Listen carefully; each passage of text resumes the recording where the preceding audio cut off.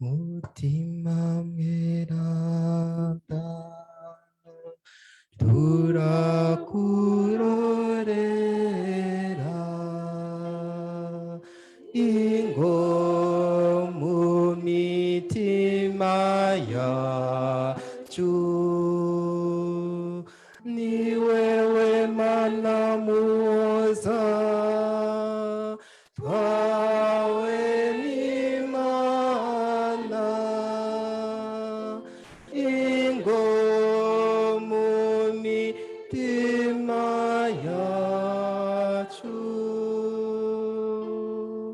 wewe muhoza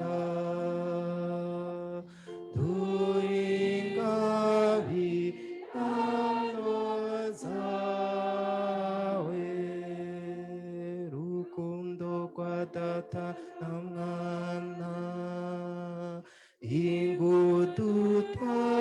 ingudutabare ingo mu mitima yacu we uhindura imitima ikaba myeranda duhingabirano zawe wewe muhoza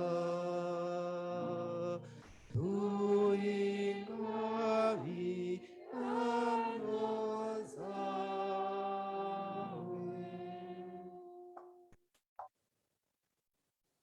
Ivyo dusoma mw'ibaruwa ry'umutumwa Yakobo. Nimube abarangura ijambo, ntimube abaryumva gusa mwibesha, kuko uwumva ijambo ntarikore ameze nk'umuntu arabira mu cirore isura yavukanye, amaze kwiraba akagenda, ubwo nyene agaca yibagira uko yasa. Iryo ni ijambo ry'Imana. Kristo mwiriwe neza. Ego nje ngaho imbere yanyu ngo ndabashikirize uyu musaseredoti agira abaha inyigisho kuri uno mugoroba. Yitwa Padiri Pierre Maniragarura, akaba aba ku kirimba c'umwungere muri Archevêché y'i Bujumbura, akaba arangura ubutumwa bwo gusukurira abasaseredoti bo muri diocese ya Bujumbura n'umunyabigega ekonome general. None turamuhaye ikaze, tumuhanye ikaze impundu n'amashi.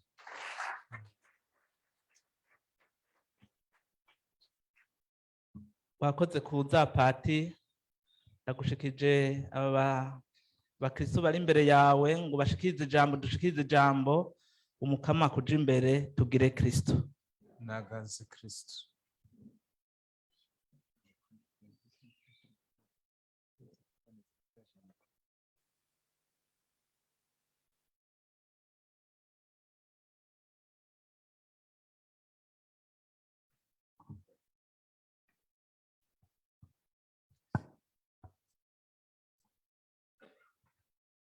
Tugire Kristo. Ndakengurukiye Padiri Pierre ampaye umwanya muri kino gisabisho c'imisi 9 tumazemo twitegurira umunsi mukuru w'isamwa ataga icumuro rya Bikira Mariya. Akaba yashimiye yuko twofatikanya mu kuzirikana kuri iki civugo caherekeje iki gisabisho Bikira Mariya muri Bibiliya. Uyu munsi ni inyigisho izoba igira 4,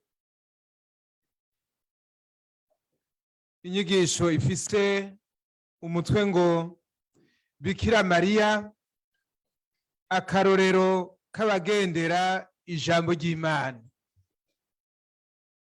Bikira Mariya, akarorero k'abagendera ijambo ry'Imana. Muri uwo mwanya tugiye kumarana muri kino gisabisho, nico tugiye kuzirikana ingene Bikira Mariya atubera akarorero mu kugendera ijambo ry'Imana. Kubona ingene atubera akarorero mu kumviriza, mu kwakira no mu kuzigama ijambo ry'Imana. Inyigisho y'uyu munsi turaba Bikira Mariya ingene atubera akarorero mu kugendera ijambo ry'Imana. Nico gituma umutwe w'iyi nyigisho ari uyu ngo Bikira Mariya, akarorero k'abagendera ijambo ry'Imana. Ni ukuvuga yuko kuva uyu munsi no mu buzima bwacu buzokurikira, duhamagariwe kuraba Bikira Mariya agendera ijambo ry'Imana, natwe tugaheza tukamwiga ingendo, tukamufatirako akarorero. Turaza rero kubonera hamwe ingene aduha akarorero ko kugendera ijambo ry'Imana mu migenderanire afitaniye n'Imana, mu migenderanire afitaniye n'abantu, no mu kurangura neza ibanga ry'umuhamagaro wiwe. Ubwa mbere, Bikira Mariya, akarorero k'abagendera ijambo ry'Imana mu migenderanire bafitaniye n'Imana. Mu migenderanire afitaniye n'Imana, Bikira Mariya ararangwa no kuba umusuku w'umukama yicishije bugufi. Umusuku w'umukama yicishije bugufi. Mu kuvuga ko ari umusuku w'umukama, si izina gusa, niko ameze, niko ari. Iryo zina rirahwanye n'icari koko, kandi ku rugero rwuzuye. Muri iryo zina rihwanye n'icari, yemeza ko yegukiye Imana yonsa, kandi ayegukiye wese, ko atakigirwamana na kimwe ashobora gukorera n'Imana yonsa.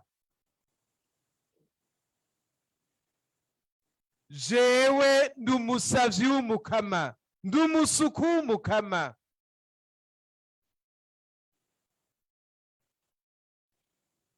Arazi iryanditswe mu gitabo c'amategeko ngo ntuzokubita ibipfukamiro imbere y'ivyo bishusho, kandi ntuzobibere umusuku, kuko ari jewe ndi Imana, umukama Imana yawe, Imana y'ishari. Ivyo turabisanga mu gitabo c'amategeko ikigabane ca 5 akarongo k'9. Ntuzobibere umusuku.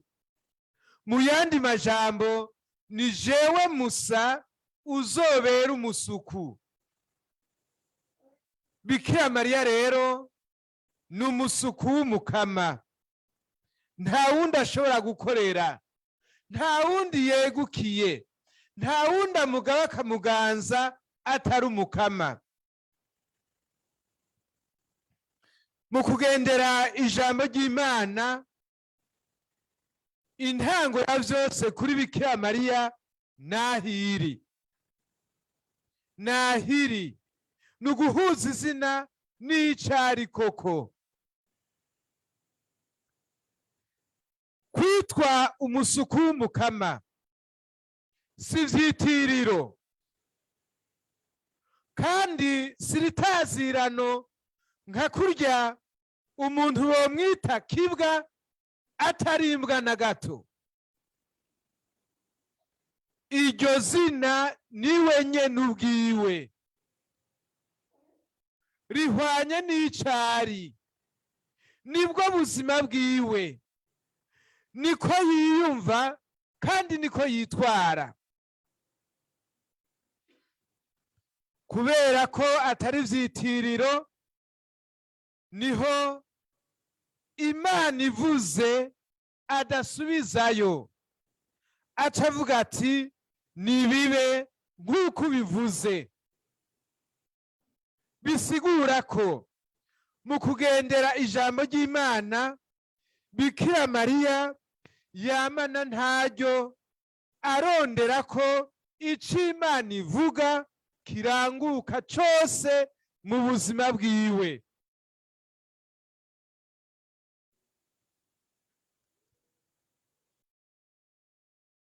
Iryo umukama avuze ararirangura, ntashobora guhakana ico umukama amutumyeko. Uwo musuku bwegu w'umukama ni umusuku yicishije bugufi, azi neza ko ari Imana izomushira hejuru. Ivyo akaba abizi kandi abigendera afatiye kuri wa mugani ngo imbere y'ugutikira umutima w'umuntu urishima, imbere y'ubuninahazwa haza ukwicisha bugufi. Ni mu gitabo c'imigani ikigabane ca 18 akarongo ka 12. Arazi ko imbere y'ugutikira umutima w'umuntu wishima, akamenya ko imbere y'ubuninahazwa haza ukwicisha bugufi. Ivyo rero yarabigendeye, aba umuntu muto muto azeye vyose ku Mana. Imana nayo imutera iteka rirengeye ayandi mateka yose, imuha gusama, gutwara mu nda yiwe no kwibaruka, akongera akarera umwana w'Imana. Ivyo vyose abikubitiye ko, agaca avuga aririmba ati kuko yibutse umusuku wiwe muto muto, kuva ubu abantu bose bazonyita muhigwe. Ni muri Luka ikigabane ca mbere akarongo ka 48. Aha rero natwe araduha akarorero. We izina ryiwe ni umusuku w'umukama. Natwe twitwa gute? Izina ryacu nuko turi abakristu, abegukiye Kristu, abemeye kugabwa bakaganzwa na Yesu Kristu, abemeye Kristu ko ari umwami n'umukiza wabo.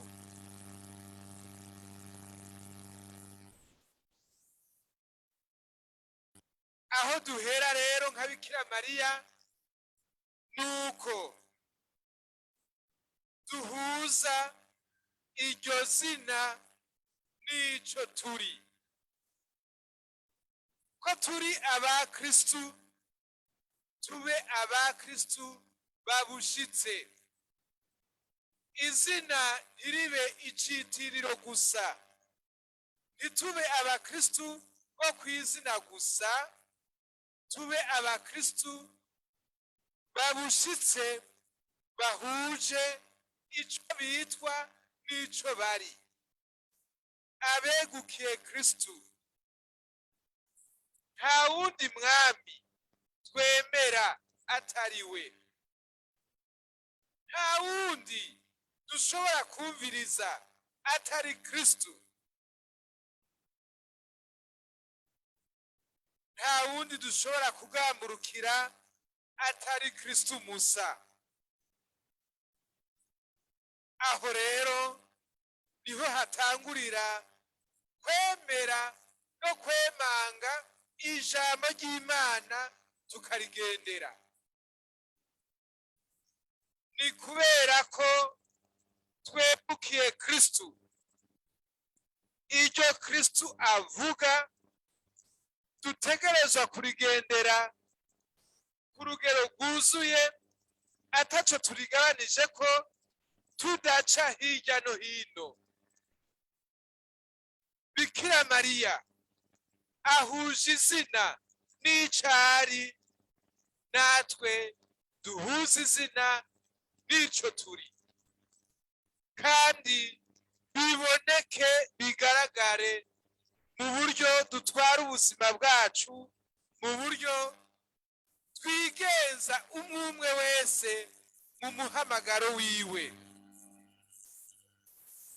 Uko dutwara ubuzima, uko tugendera umwe wese umuhamagaro wiwe, tubikora turi mu bantu. Na Bikira Mariya aca aduha akarorero k'ingene agendera iryo jambo ry'Imana mu migenderanire afitaniye n'abantu. Ubugira kabiri rero, Bikira Mariya akarorero k'abagendera ijambo ry'Imana mu migenderanire n'abandi bantu. Bikira Mariya ntatubera gusa akarorero mu guhuza izina yitwa n'icari, aratubera akarorero mu kugendera ijambo ry'Imana mu migenderanire afitaniye n'abandi bantu. Turamubona mu bice bibiri bikuru bikuru mu nkuru nziza. Igihe aja kuramutsa mwene wabo Elizabeti, n'igihe yari ikandi bugarire yatumiwe kumwe na Yesu mu bugeni. Duhere aja kuramutsa mwene wabo Elizabeti. Bikira Mariya aja kuramutsa mwene wabo Elizabeti, yari ahejeje kugenderwa n'umumarayika w'umukama amuzaniye inkuru nziza, inkuru nziza yuko agiye gusama imbanyi akazibaruka umwana w'Imana. Yari abirindiriye nk'ibizoba, byari byamaze kuba. Yari yamaze gusama umwana w'Imana ku bubasha bwa mutima mweranda. Hako akivuga ati, jewe ndi umusavyi w'umukama, nibimbere uko bivuze, ubwo nyene yaciye asama umwana w'Imana ku bubasha bwa mutima mweranda.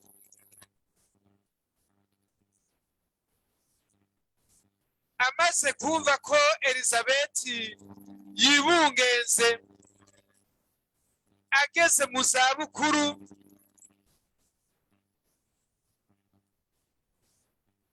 kandi ko yari amaze amezi 3 asamye atanica arinze kumusaba wenyene. Arafashe inzira aragiye n'amaguru, aramusanze yaba agiye kumwunganira mu gihe yibungenze.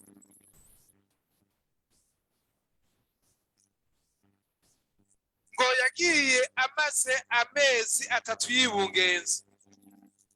Rukaca tubwira yuko yamaranye na Elizabeti amezi 6, bisigura ko yahavuye abonye ko yibarutse, abonye ko ashikanye.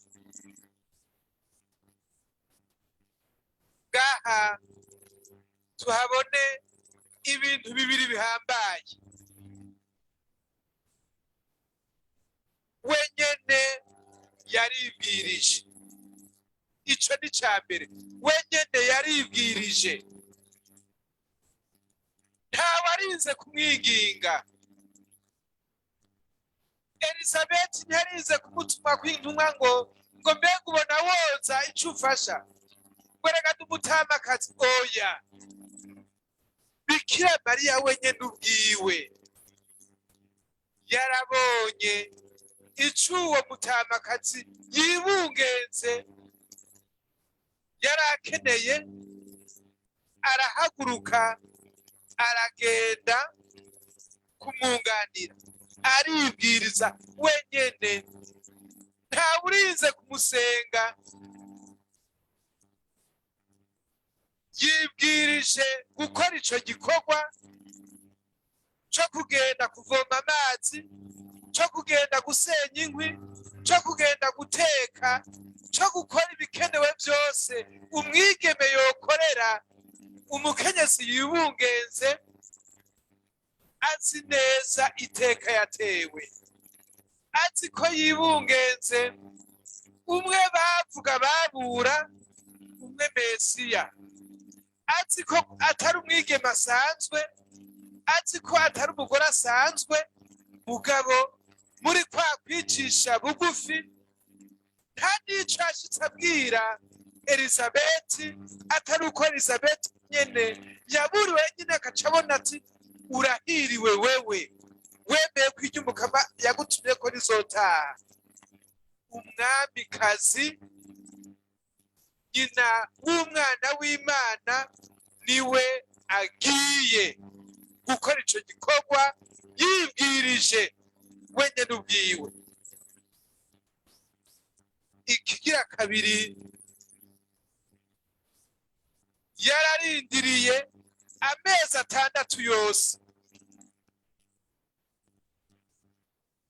Igikorwa yaragiye gukora ntiyagiciriye hagati na gatoyi, yaramufashije gushikashikane.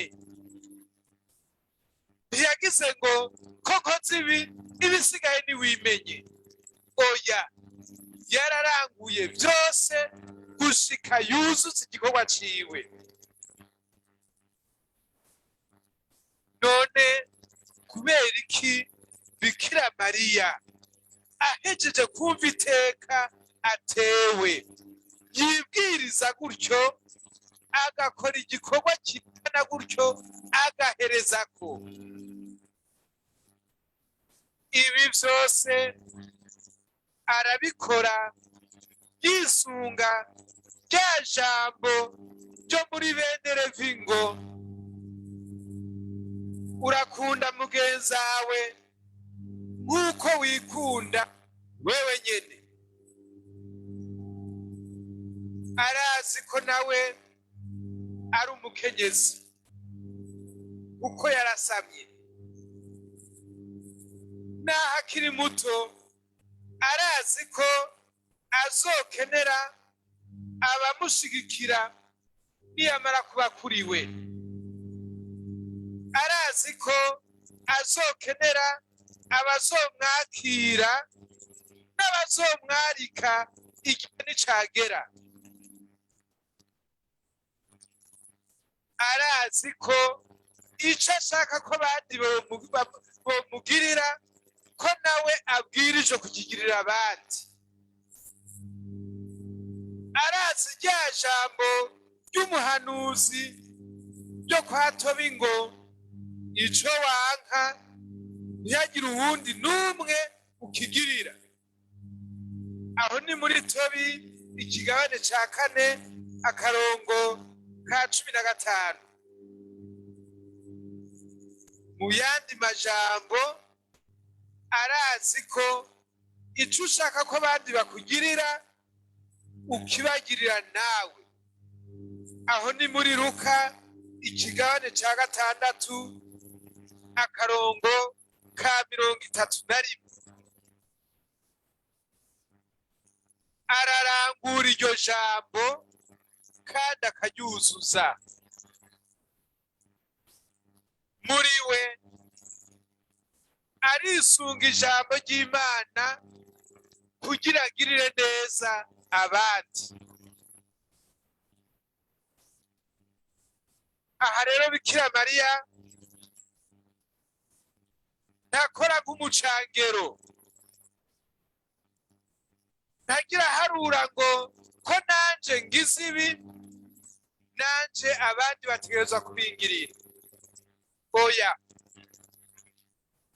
muri we naho atobikorerwa ntiyoreka kugirira neza umuntu. Naho atobikorerwa ntiyoreka kugirira neza umuntu. Si uguca umukozi nibwo buzima bwiwe nyene. Ubuzima bwiwe ni ukwisunga ijambo ry'Imana, akora ineza adaharura. Mbega mu kugenda gufasha Elizabeth ko yari asanzwe ari umutamakazi, ugira ngo yari yiteze yuko Elizabeth nawe yoca agaruka mu butamakazi bwiwe n'umwana mu mugongo, agaca amubwira ngo nawe genda kumvomera narakuvomeye, genda gusenya nanje narasenye, genda kugira iki nanje narakigize. Oya, aritanga agakora atarindiriye ko nawe bazomwishura, kandi akabirangurana umutima wiwe wose. Mu gukora ineza ntagarukiriza gusa mu kugenda gufasha Elizabeth yari asanzwe ari inshuti yiwe, turamubona kandi ari ikandi bugarira. Uku kwibwiriza twumvise niko kuboneka n'igihe yari ikana ibugarire, yatumiwe mu bugeni kumwe na Yesu. Amaze gushika muri urwo rubanza rwarabaye, ariko rurashikaho rubura igikenewe. Bikira Mariya niwe yabibonye, ntiyahereza kubibona gusa, mugabo arahaguruka aragenda aragira ico akoze. Aha harimo bibiri: arabona ico abantu bakeneye, si ukubona gusa, mugabo agaca akora ico ategereje gukora kugira ngo ibintu bije mu buryo. Yarabonye ko umuvinyu waheze, aca asaba umwana wiwe ngo arabe ingene ibintu bimeze, akore abaha umuvinyu. Agize ati erega nta muvinyu bagifise, nta kindi yari amusavye atari uko abaha umuvinyu. Ivyo rero vyaciye biba gutyo, bararonka umuvinyu uryoshe gusumba uwa mbere uvuye mu mazi Yesu yari ahejeje guhindura ivinyu.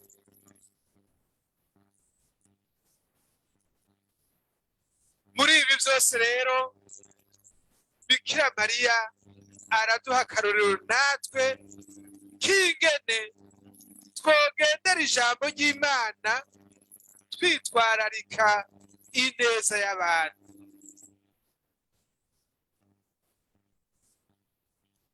Ica mbere muri ibi,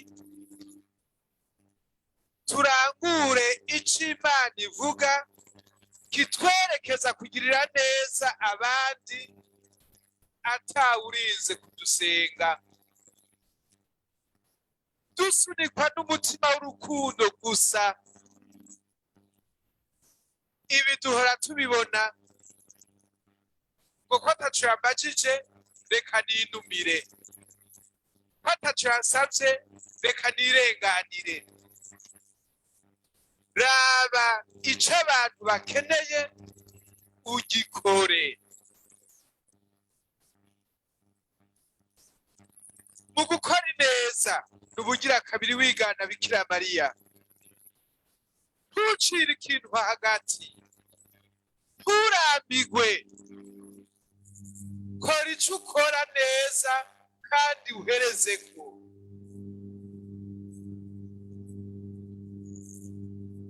Rya jambo ngo aho nahereye narushe. Bikira Mariya amezi 6 ntiyigeze aruha, kandi aho mwibuke yuko yari yasize umugabo wiwe Yosefu, kandi nawe muri ico gihe inda yari kwirakura, ariko ntiyarambiwe. Nawe mu kwigana Bikira Mariya ukora neza, uyikorera abantu kubw'urukundo Imana yagushizemwo, nturambigwe, ntukarambigwe.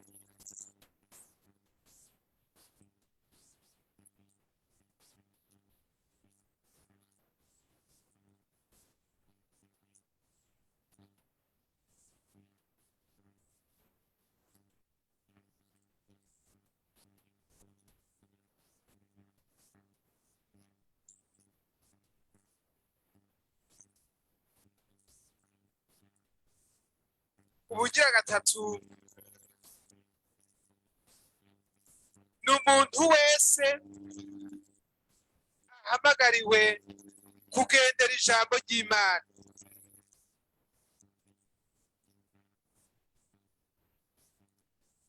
Aha rero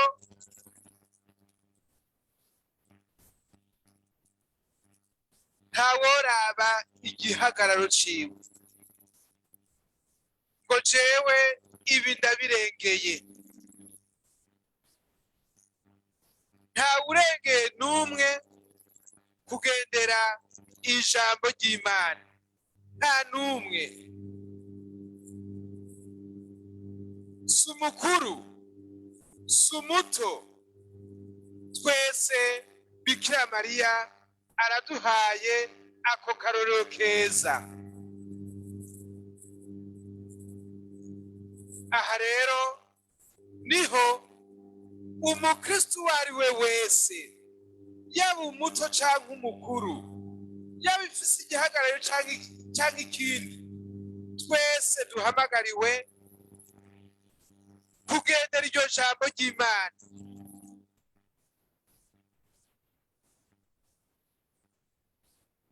Ikigira kane, mu kuraba ico abantu bakeneye, ntiturabisha amaso gusa hanyuma ngo turengane. Tumenye kugira ico dukoze, ntitugarukire ku marira y'umutima gusa, ntitugarukire ku majambo gusa, dukore ikiboneka kugira ngo duheze twunganire uwo wese abikeneye. Ivyo vyose rero duheze tubirangure nk'abatarondera guca ingero, naho wewe woba waragiriwe nabi, kora ineza udaharura. Ntukore ugira ngo nanje ntegerezwa gusubizwa ivyo nakoze. Kwa kutarambirwa kuba ariko kuguma kugaruka hose. Nka Bikira Mariya n'umwanya twemere kuwufata. Mu mezi yamaranye na Elizabeth, nari navuze amezi 6 nako n'amezi 3 naho muri Bikira, mu mvugo ya Bikira nako mu mvugo ya Bibiliya kikaba ari ca gihe gikwiye, bisigura wa mwanya wose w'ubuzima bwawe. Ivyo rero tubirangure umwe wese afatiye ku muhamagaro wiwe. Uburyo gatatu, Bikira Mariya akarorero k'abagendera ijambo ry'Imana mu muhamagaro wiwe.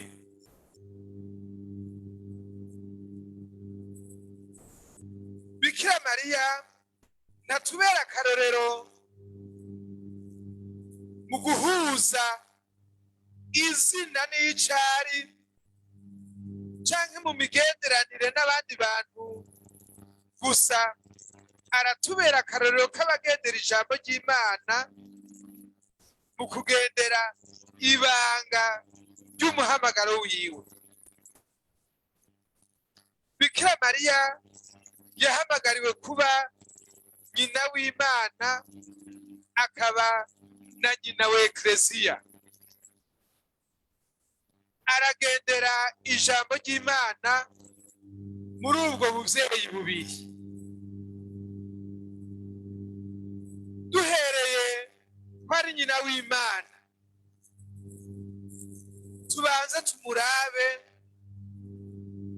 ari kumwe n'umugabo wiwe Yosefu. Ico tubona n'umugore yubaha cane kandi agamburukira umugabo wiwe. Yosefu avuze ngo tuduge mu Buyudeha kwiyandikisha nk'uko iteko ryari ribisavye. Aho turabisanga muri Luka ikigabane ca 2 kuva ku karongo ka mbere gushika ku kindwi. Bikira Mariya ntahiga imanga, arafatanya urugendo na Yosefu,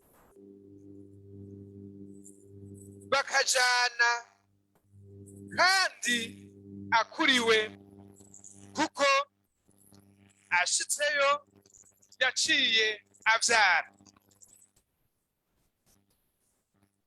Yosefu agize ati ingo duhunge ntibatwicire k'umwana. Igihe Herodi ariko ahama abana bari bavutse muri ico gihe, Bikira Mariya yavyanse.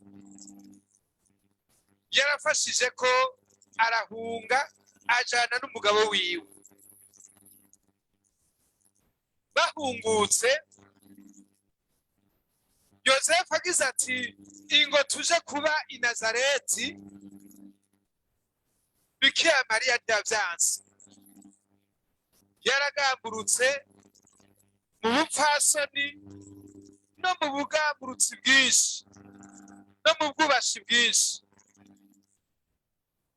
Aha rero tukamubona ingene muri uwo muhamagaro wo kuba umugore n'umuvyeyi agamburukira umugabo wiwe. Nka nyina wa Yesu aritwararika cyane umwana wiwe.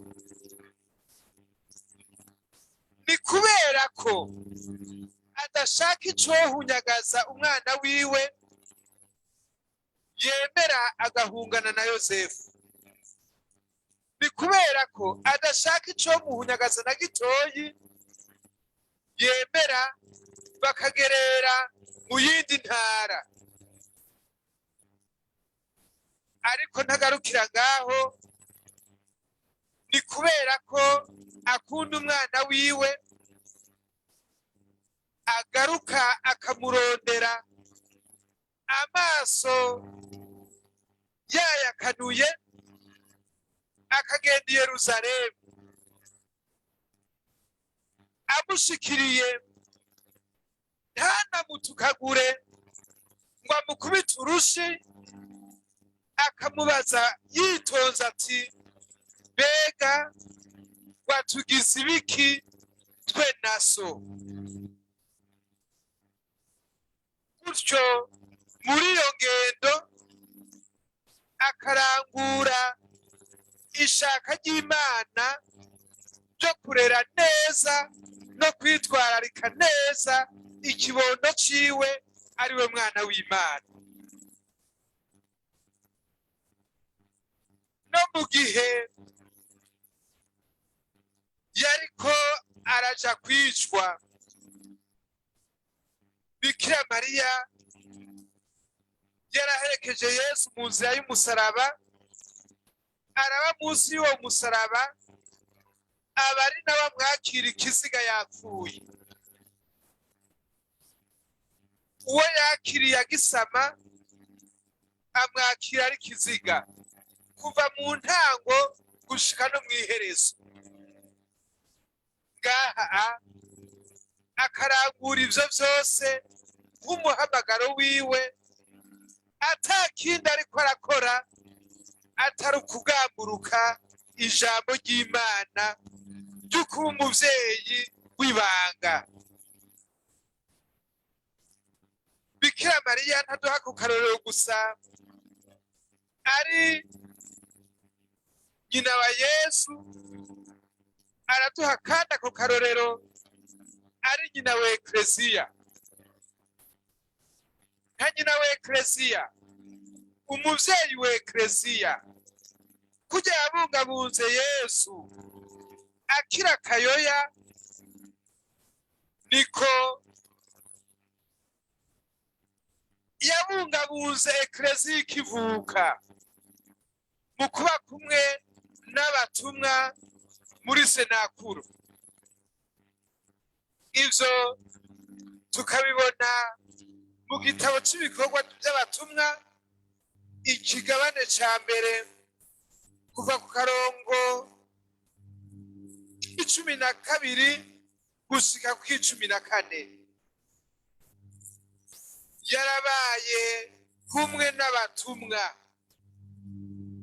ari kumwe nabo bakumva yuko baremye, naho bari bahunze bakiyugarana kubera gutinya Abayahudi, hagati yabo yababereye kiremesha.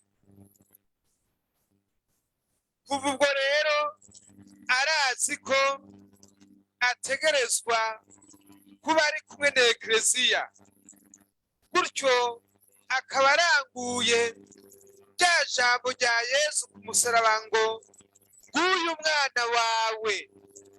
Ubu ntabona Yesu gusa, abona Ekleziya zima, abona umwe wese muri twebwe, akatubera umuvyeyi, akaba kumwe natwe. Aha rero natwe araduha akarorero ko kugendera ijambo ry'Imana mu kurangura neza mu bweranda umwe umuhamagaro yatorewe, akarangura ibikorwa bijanye n'ibanga ryiwe, yisunga ico Imana irivuga ko. Ngaha turi ngaha turi dufise imihamagaro itandukanye, turi mu buzima budasa, dufise ibikorwa bitandukanye,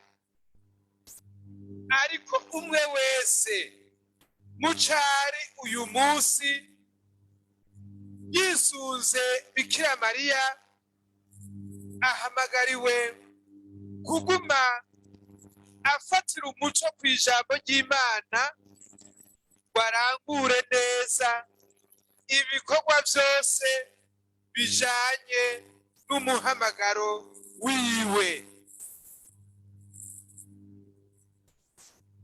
Nuko rero Bikira Mariya atubera akarorero mu kugendera ijambo ry'Imana,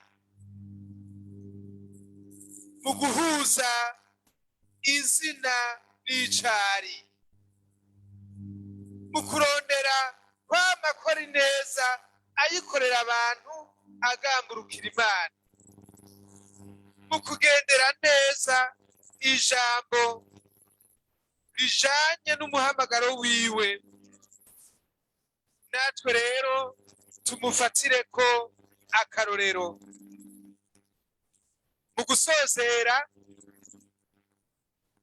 ni kakamo twese tutezwa kumva, dufatiye akarorero kuri Bikira Mariya, tugendere ijambo ry'Imana mu guhuza izina twitwa n'ubuzima bwacu, koko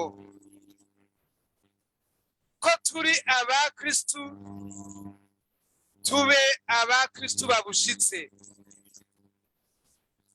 nka kurya Bikira Mariya yabaye umusuku w'umukama akaba umusuku abushitse.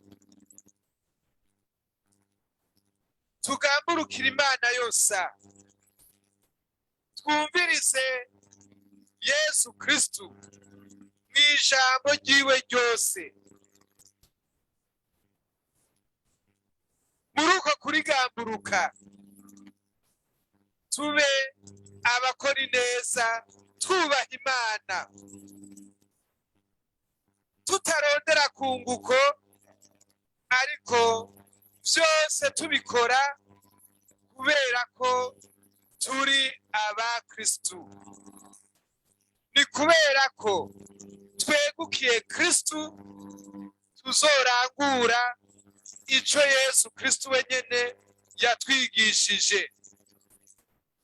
Kako abamwegukiye nibarya barangura ico ashaka, arico na Data ashaka, ico naco nta handi giserukira atari muri rya jambo ry'Imana. Mu kurirangura, umwe wese arangure neza ibikorwa bijanye n'ubuzima arimwo, abirangure yisunga ijambo ry'Imana ritegerezwa kumubera ubuzima, bikamubera urumuri.